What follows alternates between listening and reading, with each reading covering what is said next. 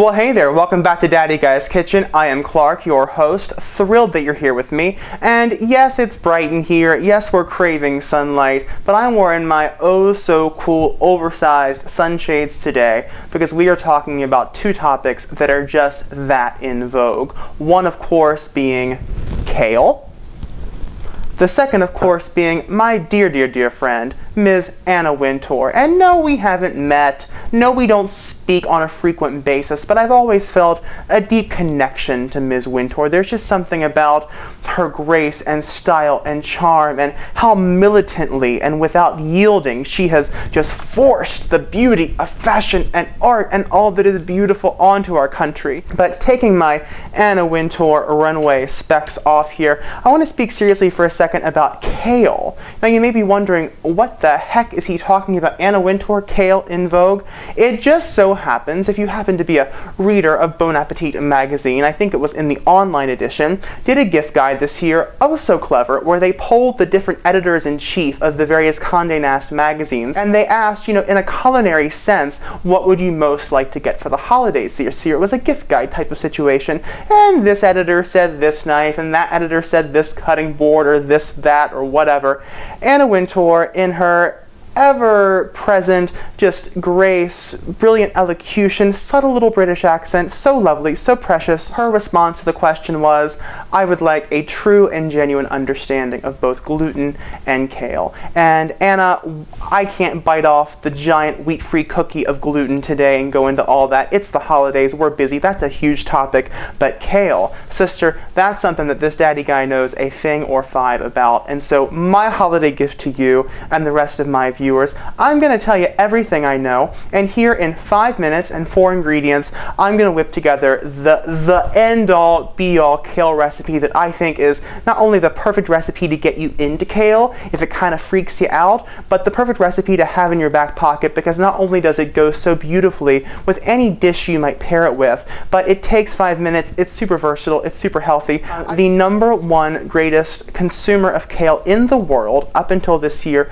was, guess, it was Pizza Hut. And can you imagine why? I didn't know Pizza Hut had a kale pizza. They didn't, but they used it to decorate their salad bar. Now, as a kid that didn't eat a lot of home-cooked meals growing up, was always eating at these kind of big buffet chain restaurants, this makes perfect sense to me. Kale is what I always saw as a kid, just kind of lining the ice beds, separating the croutons from the black olives from the pimentos, you know how it is. And gosh, if that's the way you've come to know kale, no wonder you've never eaten it. It's a garnish. It's on a buffet to cover up ice. It's disgusting. But I'm so pleased now that Pizza Hut has fallen down in the ranks, no longer the #1 consumer. The #1 consumer of kale now is the collective embodiment of smart, health-conscious people that have recognized that anything that packs this much of a nutritional punch must be in your diet on a weekly basis. This has more calcium in a serving than a glass of milk,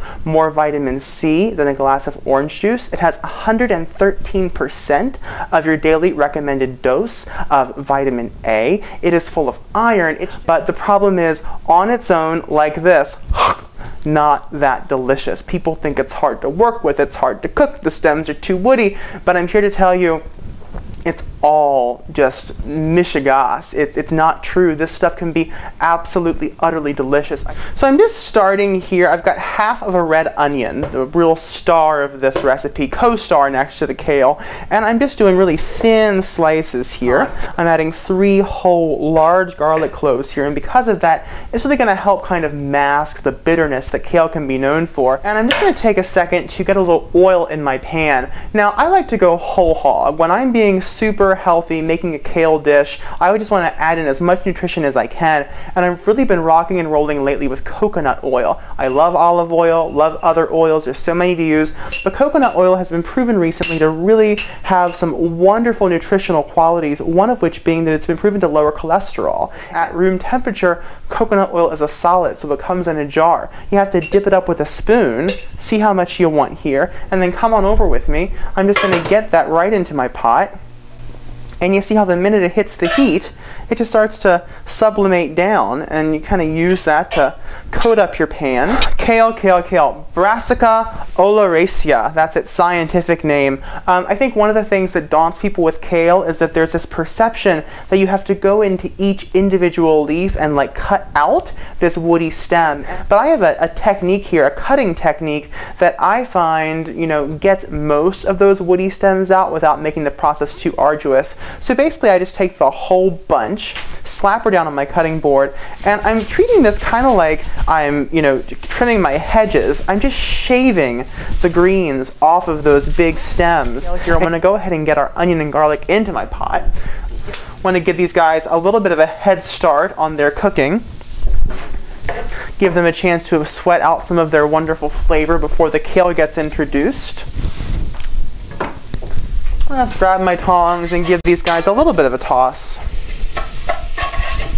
So we're going to go ahead and get our beautiful leaves of green into the pot. And ironically enough, as I'm adding this to the heat, one of the things about kale that makes it really unique is the fact that it can survive frost. And I'm really always intrigued by this notion of eating foods, eating vegetables that in their own life are strong and resilient. It makes sense to me that if you are eating something that can survive, it's going to help you survive, and kale certainly fits that bill.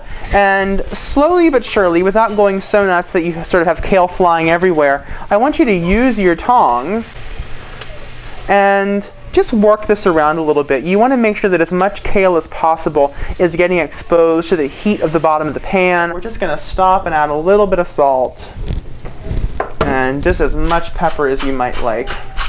While we're preparing to put them to good use, I want to introduce you to both a brand that I love and two of their products that are just staples in my kitchen, and they really are what make this sort of classic Daddy Guy kale preparation possible. The brand is Bragg, B-R-A-G-G, and where they make things that you can get from other people, but better. So apple cider vinegar, everybody makes that. Their apple cider vinegar, it's raw, it's unfiltered, it's just made with the kind of attention to natural detail that we love. And same goes for what they call their liquid aminos. This is soy sauce made in a really wonderful, loving fashion, made to promote the growth of amino acids and proteins.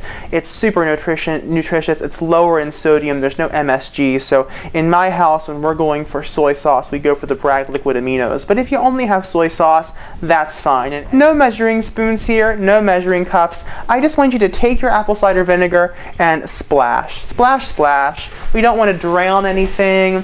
We don't want liquid to pool up in the bottom. Just enough to wetten things, create some steam, and ultimately just give us a little bit of braising liquid at the bottom of our pan, doing the same with our soy sauce. One last toss, making sure all the greens have gotten kissed with that delicious, flavorful, acidic, piquant liquid. And now that that is taken care of, I'm going to turn my heat up just a touch, and I'm going to cover these guys up, and in 5 minutes we'll be good to go. And here we are, about, 5-6 minutes have gone by, and I just want to go ahead and take the lid off here.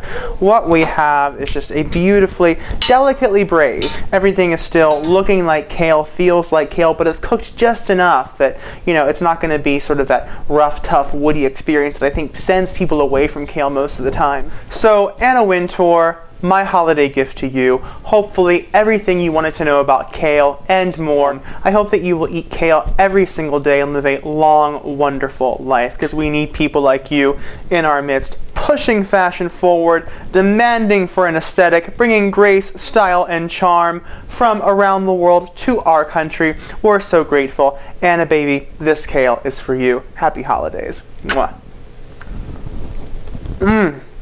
So good.